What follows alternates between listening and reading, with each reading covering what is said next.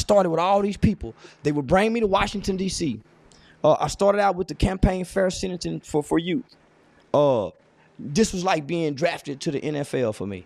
Nigga, I'm in Texas. I'm one of the biggest speakers in Texas. I'm in state Congress legislation. I'm partnering with one of the biggest lobbyists organization in the state of Texas, which was the Texas Criminal Justice Coalition at the time. Nigga, they bringing me to D.C. I'm helping impact laws and legislation.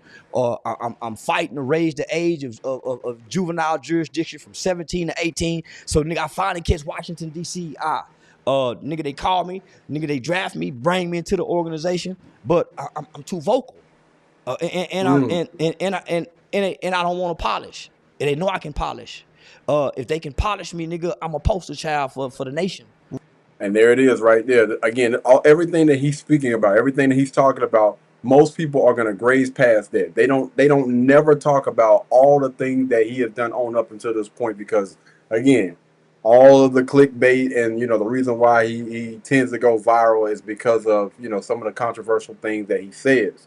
But I wish that a lot of people would really do their history on Charleston White, like really do your history, because again, this guy is literally out here just playing a character to make sure that he get paid.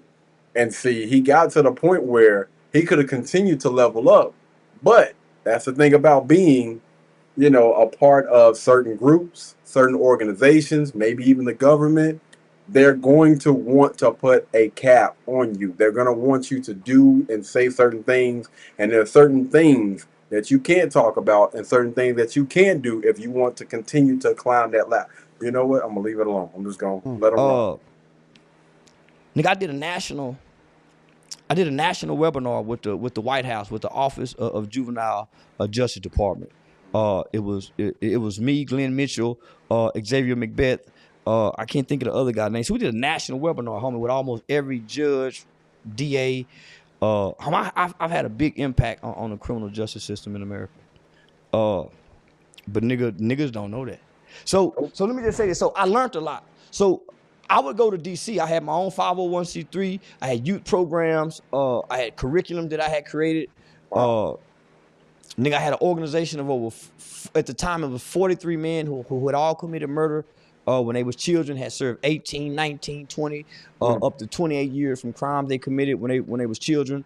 So we was going to DC to get juvenile life without parole abolished. So we got like 2,000 guys in America. 800 was in Angola. One of those guys who eventually ended up being released from us working on this law, me and him are friends today, a guy by the name of Edward Brown. They call him E Solid. So